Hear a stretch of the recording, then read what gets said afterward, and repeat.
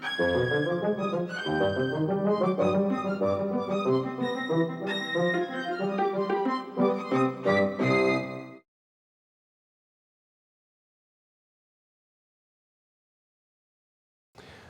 to HoCoPoLitSo's The Writing Life. I'm Hayes Davis. My guest today is Molly McCully Brown.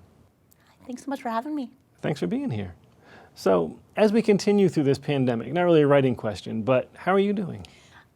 I'm doing well, or I think as well as anybody can be. I feel lucky that I'm healthy and everyone I love is healthy, and I feel excited to be able to be here doing something like this. Nice, nice. Yeah. You answered one question. I had a question originally when I started reading your books, and then I watched an interview that you did for the Kenyon Review with Susannah, and that answered a question. But I'll explain that question.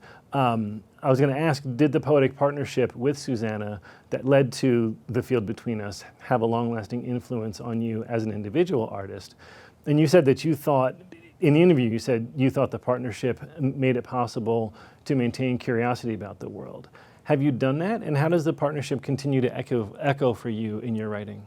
Yeah, so I feel really lucky that I had the opportunity to write this collaborative collection of letter poems with another writer who is also one of my best friends and one of the sort of most regular and helpful, frankly, readers for my work. And so even though, the specific partnership that led to this book is sort of has come to a close, I feel really grateful that friendship and that creative relationship is still really alive in my life, because I think that it's that relationship and those creative friendships that make me feel sort of most attuned to what I love about language, which is its capacity to help us connect with other people and be in community and communion, not only with people we're immediately around, but across distances.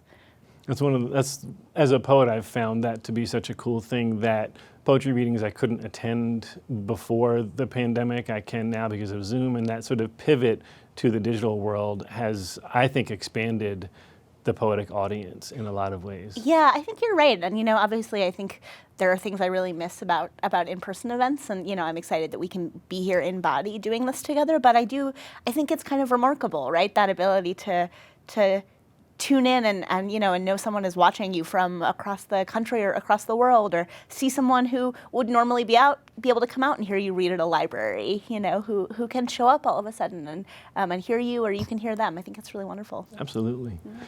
In that Kenyon Review interview, one of the things that Susannah said about the book, and I'm actually just going to read a little bit of what she said because I liked it a lot. She said that the book is letters between two disabled speakers that traces their search for belonging and their attempt to make their own universe in the aftermath of long-term medical intervention. She said that's also what it means to be people and poets who have lived through extensive medical intervention, poems as letters in your inbox. And she wondered, could they, from a distance, or could the two of you from a distance write a book that connected them? And would those poems have meaning to us, talking about the two of you, and to readers? Have you experienced conversations with people who have read the book that made connections that surprised you? I think it's interesting. I will say that I think as a result of the pandemic, many people are having experiences of bodily fragility that feel new to them, and also experiences of having to be at a physical remove from some of the people they love most, right? All of a sudden, it was possible to be at a physical remove from someone, even if they lived around the block from you, because physical proximity was so fraught and dangerous for such a long time. And so I do think that this book, it took on a different kind of resonance, right, in a landscape where all of a sudden many people were sort of differently, if not newly, awake to the fragility of their body and their life, and also differently, if not newly, attuned to what it means to be in conversation across distances. And so it's been really lovely to hear, that some people read this book in quarantine, or they read it while they were recovering, or while someone they love was ill. And it felt like a conversation that, even though we drafted these poems long before the sort of this moment, it did feel like a conversation that was sort of strangely prescient, right, for this time, and that's been really meaningful to me. In the interview, you talked about each of you had a project that you were trying to avoid, and so you came together to work on this project. I don't know if the book of essays, Places I've Taken My Body, was one of those projects that was on hold, but I wondered, because they were released in the same year, I wondered if you said you feel the books feel in conversation with each other. What are they talking about? I mean, I think they're talking about loneliness and versus community. They're talking about what it means to live and exist in a body that is both shaping and restraining the way that you experience the world. They're talking about friendships across distances. They're talking about relationships with faith and with fate, and I think they're talking about just the unavoidable complexity of being a person who, in everything they are and everything they do, can't ever leave their body behind. Susannah and I joke all the time that we get so frustrated that every day is bring your body to work day, but every day is bring your body to work day, and I think that's really what the books are both grappling with at their core. And I was struck by, in the poems In the Field Between Us, I was struck by the natural setting that you chose, or that sort of came up in those poems. I've loved camping, hiking, being outdoors since I was little.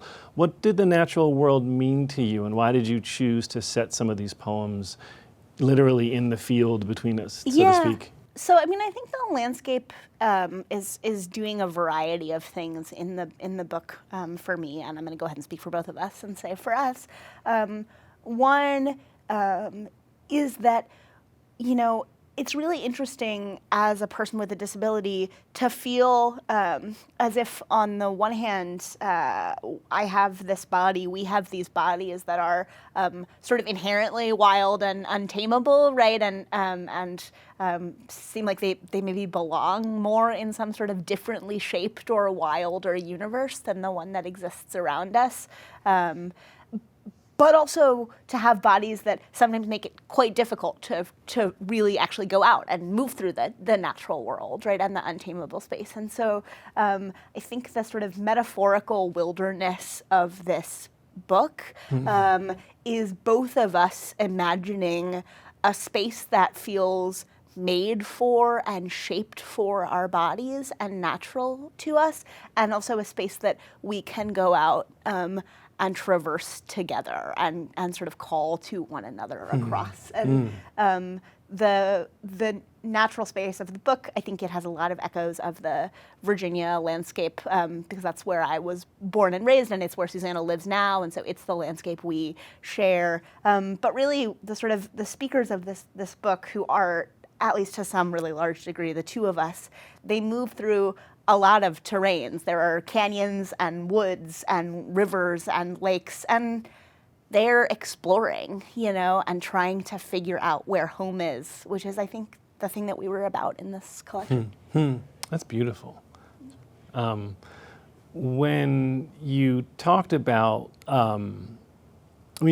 going out, being outside, being outdoors, there are people who, for whom the outdoors can be a slightly almost religious experience.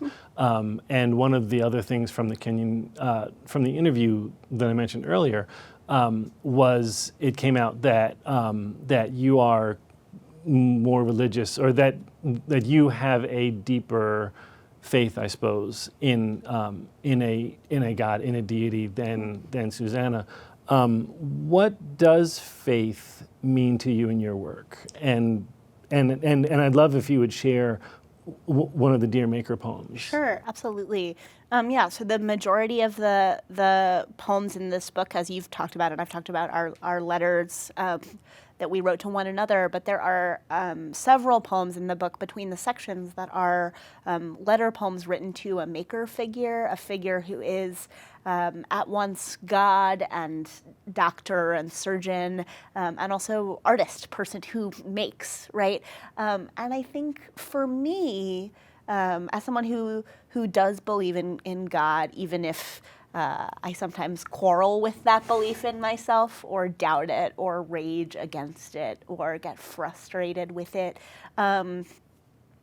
Faith is really about the certainty that, there are forces larger than I am, and that none of us are an accident, that none of us are unattended or alone, which I think is a really important idea to me. And while I think, Susannah, who is herself an atheist, wouldn't talk about that in terms of God, I think this idea of none of us being unattended or alone is clearly an idea that animates the book, right? In which we're always calling to one another, and there's always an answering voice.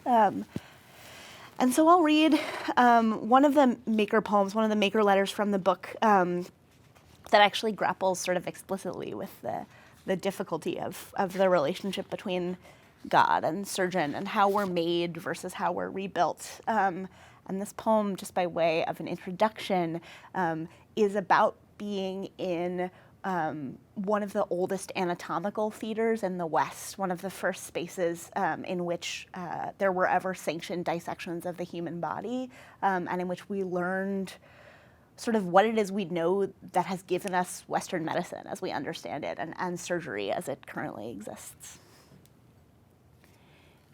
Dear Maker, look at the marble table, the cleaver, and the stars they built to watch the butchering. The human constellations cut into the ceiling there, hosts of older gods and men of science lined shoulder to shoulder, sharp as buzzards on the walls. I'm half a world away from the country I was born in, and this is not a church. But, Maker, look, here is what I believe in. All those years ago, they butterflied a body just to put their hands inside. Learn ligament, lymph node, liver, and lung, how one piece dictates another, how a creature runs. One man bent over another and forgot himself. Thought, look, what's done can be undone and redone better. Took a chisel and a saw and some string to the body, pared away error, practiced what would one day make me. How to see the body as a country you can section and redraw without a sacrifice. Look, here your face clouds over. Here, a whole new kind of grief is born out under whittled stars. I love the adjective whittled. I love the verbs that you use in your poems. Thank you so much. What's the hardest poem that you wrote in the collection? Yeah, so the hardest poem in the book to write for both of us, I think, was the final poem. Because the entire book is predicated on call and response, right? One of us writes a poem, writes a letter, calls across a canyon, across a river, across a field, and the other one responds. And eventually we realized, oh my God, we're gonna have to end this book. But we realized one of us can't write a letter and then that can't be the end, because then it's like the other person just stopped answering and there's no more, and we were like, oh no, we've really created a real problem for ourselves. Like, the other one can't just stop picking up the phone, But what we came to realize is that as we had written the book, we had begun sort of picking up one another's phrases, echoing one another's voices, participating in this conversation that brought our voices closer and closer together. And so the final poem in the book is ultimately one we drafted in true sort of, digital fashion over FaceTime, because we were living in a really different parts of the world. And each of us wrote a line, and the poem has no clear addressee, and it has a speaker that is sort of no one and both of us at the same time. And the two voices sort of finally fully cross the distance of the field between them and bleed into one voice or a kind of chorus. And so ultimately, even though that poem sort of arose a little bit out of formal necessity when we were like, oh crap, what are we going to do? It actually ended up becoming one of my favorite poems in the book, because I think it speaks to the project of the collection, right? Which is to take this experience that for both of us for so long was singular and alienating and isolating and really difficult, and turn it into an experience that is about community and communion. You talked a little bit earlier about that journey. Yeah. And there's a reference in one of your essays in Places I've Taken My Body to an Adrienne Rich poem in which a rowboat transforms in a single line. Yeah. And it got me thinking about the ship of Theseus, right, Yeah. which I'm assuming you're familiar with. Yeah. So Susannah made reference to working backwards to a version of a self that doesn't exist. How do these poems speak to the question of identity in the aftermath of medical intervention?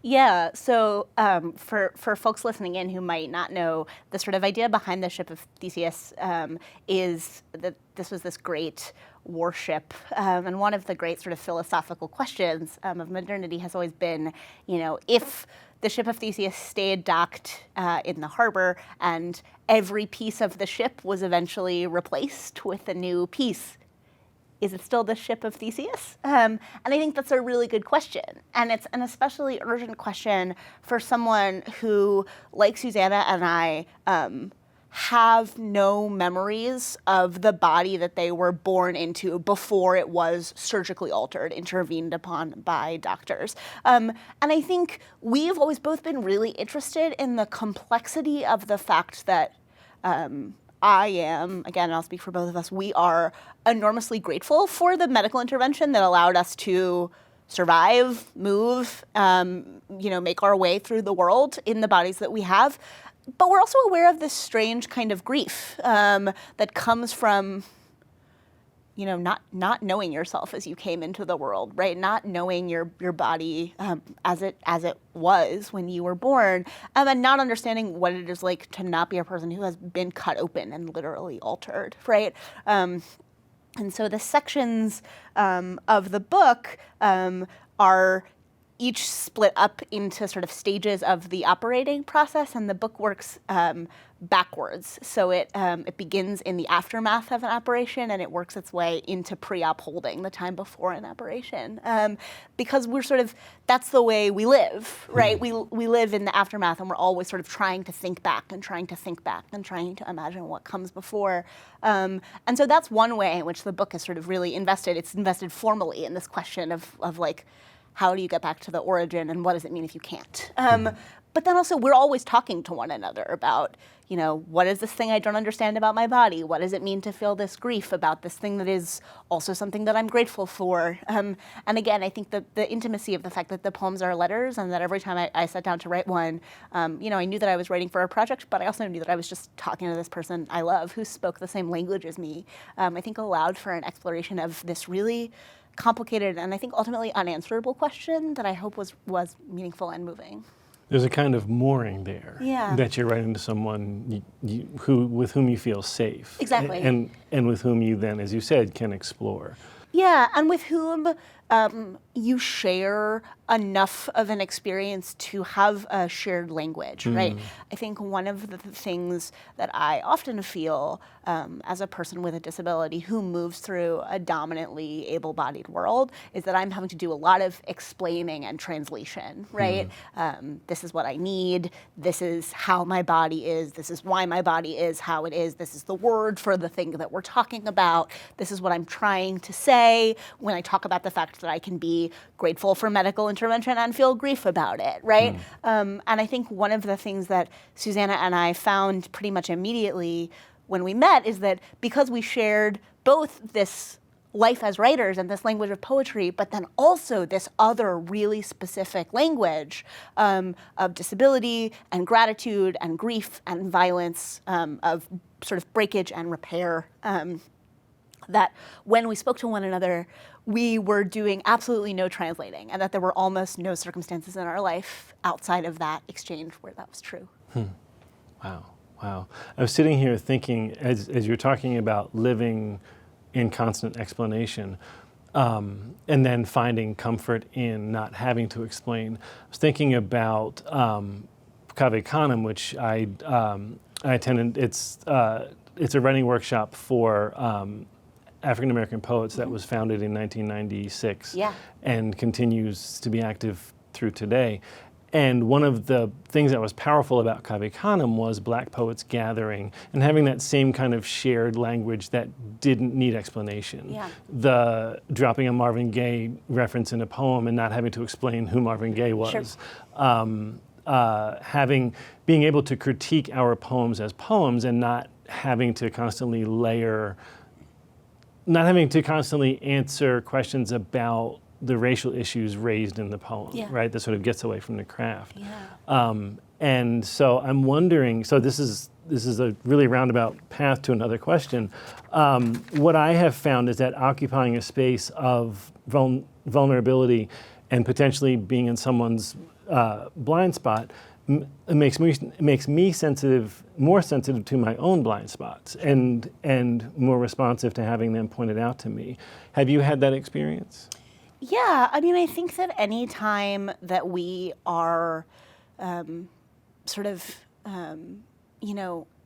community with people we trust, there's the opportunity to sort of be lovingly called not out but in, and to have someone who you trust and respect say to you, there's something you might not be seeing here, right? Or there's a way that you might be looking at things differently. And I think that's really powerful and important. Like, I think that's what actual solidarity is, right? It's not existing in this space where you are a perfect person or never make any errors. And the space of you don't have to translate, you don't have to explain, you don't have to defend is actually the space ultimately that allows for growth, that allows for the acceptance of flaws. Because we only grow when we can f up and acknowledge that we f up. I don't actually know that we're allowed to swear on this program, but I hope this is fine.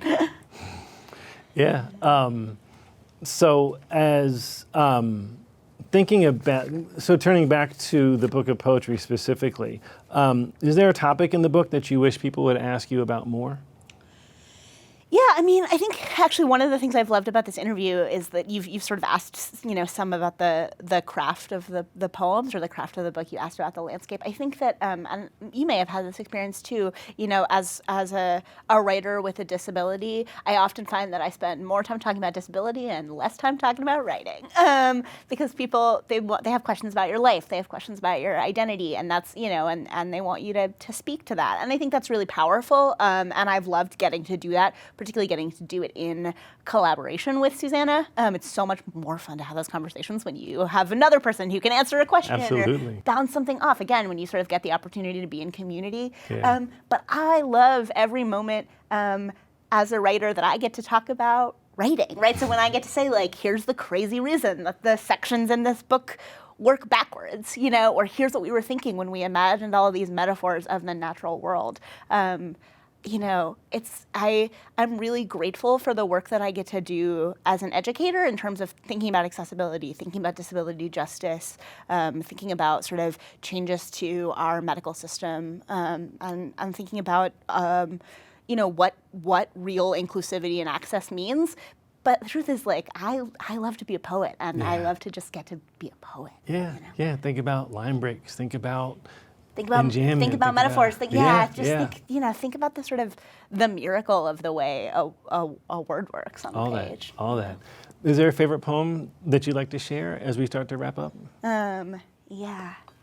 So it's hard for me to pick a favorite poem from this book, but I will say that one of my favorite things about working on it was that my relationship to it is so much less fraught than to work that I just did on my own, because for every poem of mine that I'm like, ooh, I would change that line, or I feel a little wonky about the whole thing. Yep. I know that feeling. There's a poem of Susannah's, right, that I just get to love and adore and be so grateful that I was the audience for. And so I wanna end by reading a poem of hers that I just love, especially, and it always was wonderful to get to read her poems in this book because they're letters to me. So I just get to read a letter to myself. Dear M, last night I dredged the river again. I'd gone looking for the children I left there, the ones who catch like leaves and twigs in the dam. The ones I set down like little boats, and the ones I set down like little stones. I'm beginning to believe they were never more than shadows slipping out of the recovery room while I slept, leaving little notes for me that disappeared as soon as I thought to touch them. You said our eyes can remake a thing, change a shape by looking. I don't want another thing to lose its skin or come undone. It's enough that I can't remember the shapes of the things I've loved or the things I've made in one body or another, so I must make them up. Here is a heart-shaped hoof. Here is a hoof-shaped heart. I love those last two lines. Yeah. I know. Yeah. I know, she's so great. What are you working on now? You know, I am in the really, really early stages of working on another book of nonfiction that I'm hoping is going to be a narrative, a work of narrative nonfiction about the aftermath and the afterlives of medical institutions and state hospitals and insane asylums and what happens to those spaces once they're no longer being used as medical facilities. I think we are having some really necessary conversations right now in this country and in the American South particularly about what are we doing with the spaces that house our most complicated histories. And so my hope is that this book will be part of that conversation. And again, I'm just sort of in the earliest stages of thinking about it, but I'm excited to finish teaching for the year so that I can turn this book that I keep telling people I'm writing into a book that I'm maybe actually writing. I can't wait to read it. Thank you so much for joining us. Thank you so much for having me. Absolutely. Thank you for joining us on this episode of HoCoPoLitSo's The Writing Life. Have a great day.